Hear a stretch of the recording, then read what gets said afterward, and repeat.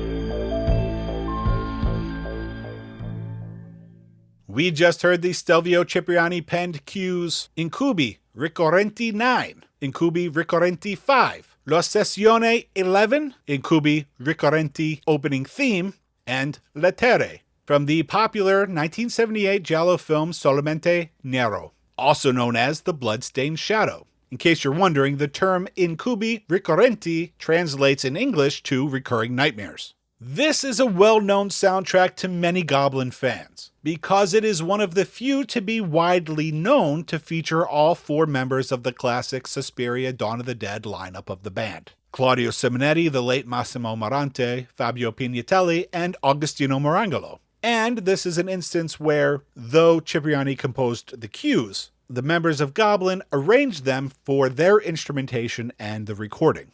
So they feel very Goblin-esque. For example, the tracks L'Ossessione and Lettere would feel very at home in the band's Dawn of the Dead score, which was the score they recorded just before this one. But, of course, being 1978, the writing was on the wall for this lineup of the group. Massimo Marante left the group not too long after they recorded this score. He did play on a few tracks for Goblin's score for Squadro Antimafia, released the same year, but he was not technically part of the band at that point. And Simonetti would not last much longer either. Of course, Marante, Simonetti, and Pignatelli reunited to score Dario Argento's Tenebrae, but that was still a few years away, and they were not billed as Goblin for that score. Aside from maybe Claudio's father Enrico Simonetti, the members of Goblin played on more Cipriani scores than likely any other composer, both together as a band and separately. So, let's continue exploring this interesting collaborative relationship with an extended block of Cipriani cues.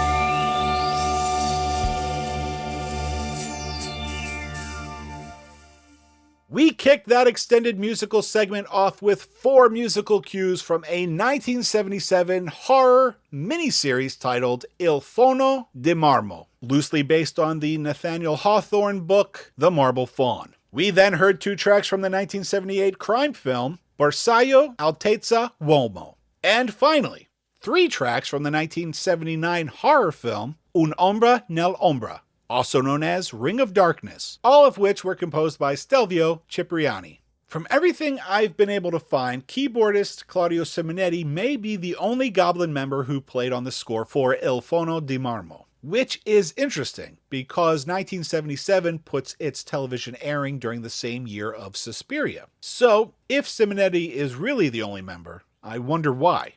Bersaglio Altezza Uomo is a tough call. The truth is, I really don't know who plays on it. If any members of Goblin played on it, my gut tells me it was likely just Claudio Simonetti. In their description, Four Flies Records, who released a 7-inch of themes from the film in 2019, used vague wording that implies that it may have been the whole band. And, to the best of my memory, the brief liner notes in the Beat Records CD release of the entire soundtrack don't mention anyone from Goblin at all.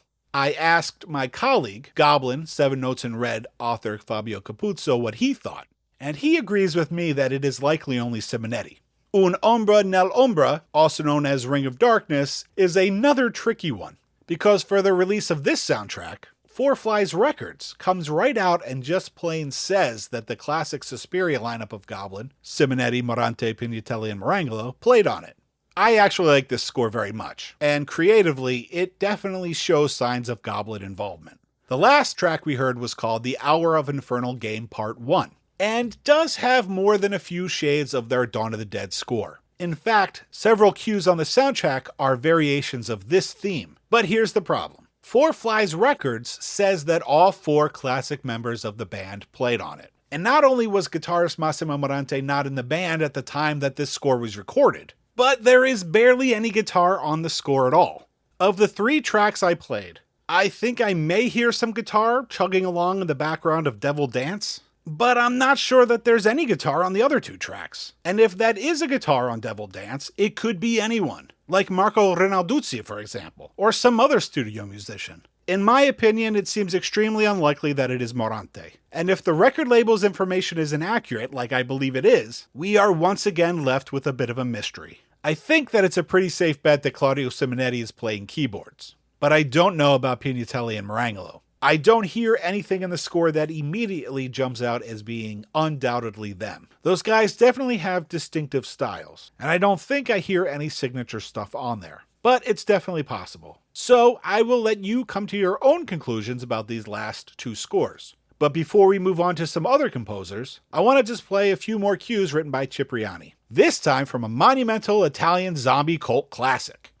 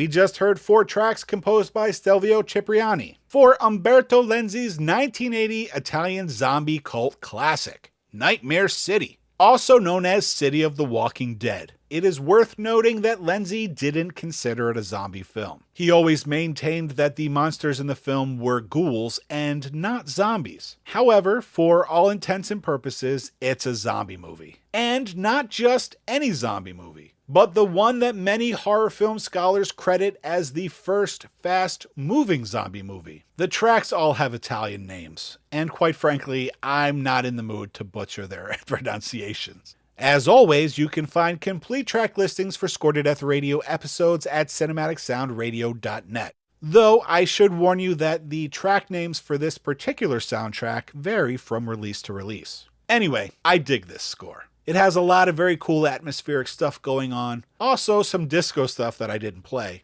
But overall, it's a very listenable soundtrack with a quintessential Italian zombie vibe. With their Dawn of the Dead score, I think Goblin kind of set the pace for what Italian zombies sound like. Obviously, Nightmare City's score and Fabio Frizzi's score for Lucio Fulci's Zombie don't sound like Goblin. But it was Goblin that introduced the Caribbean Haitian vibe in George Romero's zombie masterpiece. And that's something that many subsequent Italian zombie film composers ran with. For this score, once again Claudio Simonetti returned. I have found no evidence that other Goblin members were involved, but it appears that Claudio most likely was. So now that we got Cipriani out of the way, let's get into some music by Paolo Vasile and Gianni Mazza.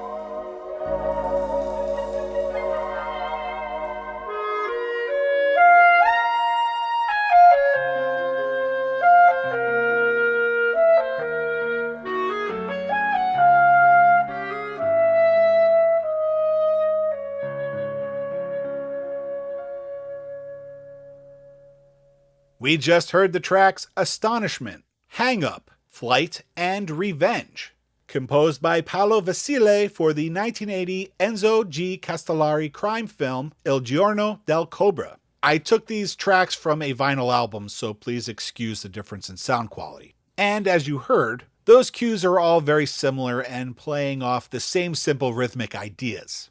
But they're short, so I played 4 tracks. If you recall from an earlier episode of this Goblin series, Goblin worked directly with Castellari on the score for his 1977 film La Via della Droga, also known as The Heroin Busters. Now, it is my understanding that even though Vasile composed the score, Gianni Mazza was actually the musical director. What that means in this case, I'm not sure, but it looks like Mazza was involved. Which brings us to our next score, Grunt, a 1981 fantasy comedy directed by Andy Luotto.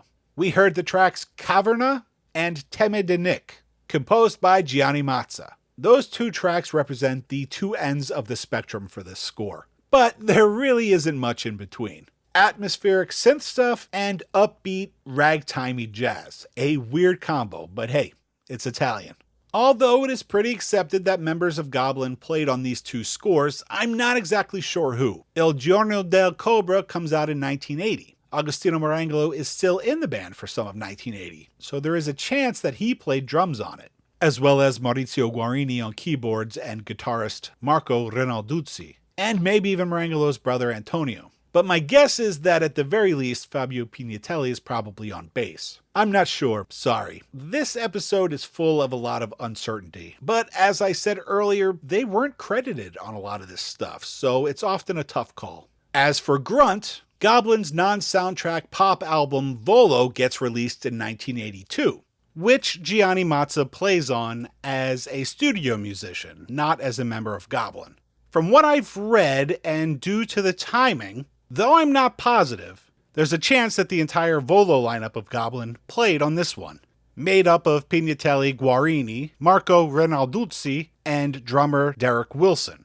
The 1980s was a strange period for the band, as I explained in episode 3 of this Goblin series. Speaking of the 80s, next up, let's stop fooling around and dive headfirst into the glorious pop synth sounds of that decade of decadence.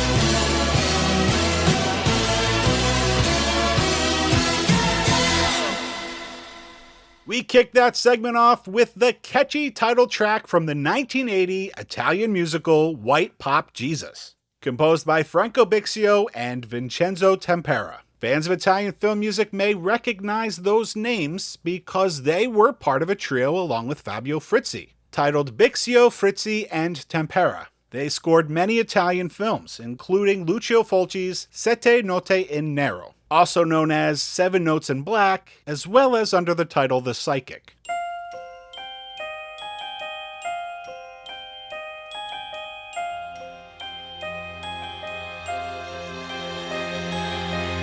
Even non-Italian horror fans may recognize the theme for that film because Quentin Tarantino used it in Kill Bill. It is also worth noting that Franco Bixio is the brother of Carlo Bixio, the founder of Cinevox Records and the person who gave Goblin a record deal. I haven't seen White Pop Jesus, even though there is an Italian version of the entire film on YouTube, but the IMDb description of the film alone is priceless. And I quote, "Disco Jesus comes back to Earth and takes on the Mafia."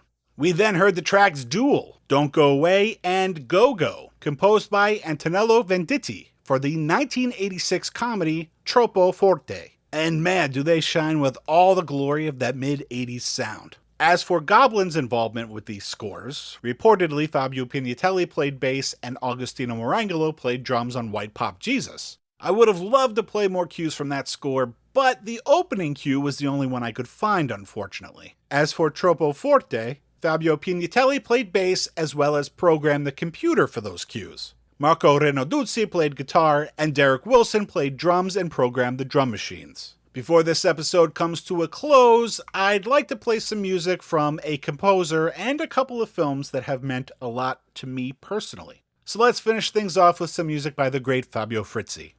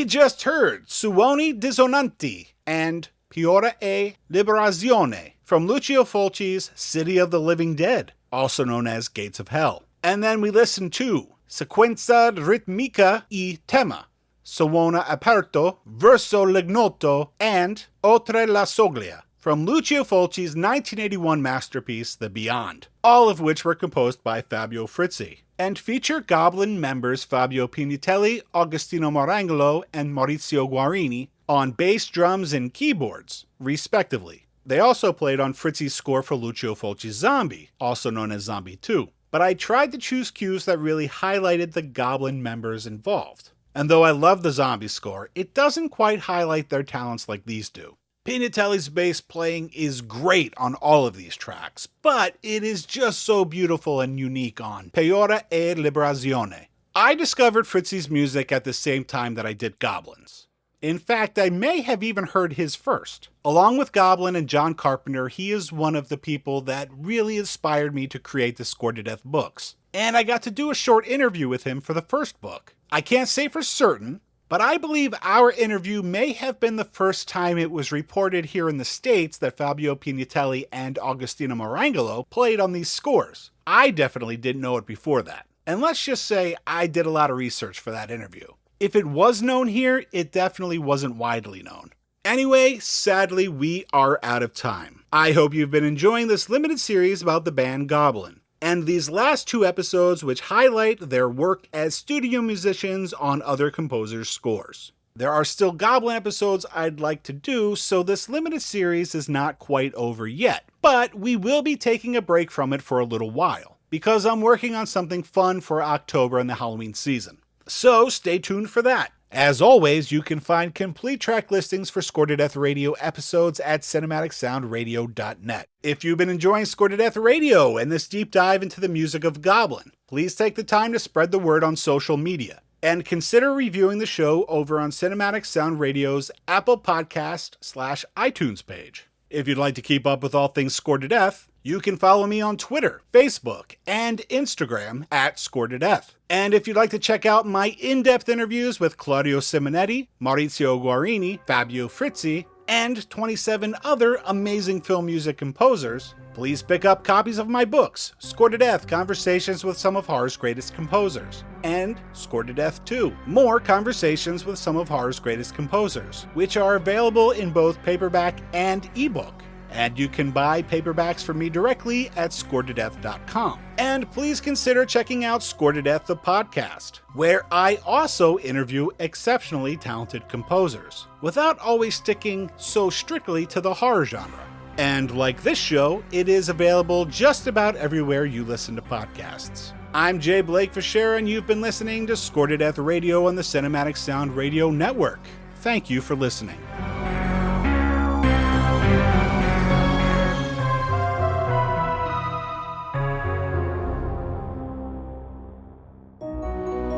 Thank you for listening to the Cinematic Sound Radio Podcast. I want to thank Tim Burton for providing his voice for all the bumpers you hear throughout the program, and to David Coscina for providing Cinematic Sound Radio's theme music. If you have any questions, comments, or concerns, please email us at cinematicsound@yahoo.com. You can find us on social media on Twitter, Facebook, and Instagram. And wherever you're listening to us today, please take a moment right now to leave us a rating and a review of the podcast. You can get a Cinematic Sound Radio t-shirt at our TeePublic store. You can join our Patreon at patreon.com/cinematicsoundradio. And don't forget to check us out on the web at cinematicsound.net.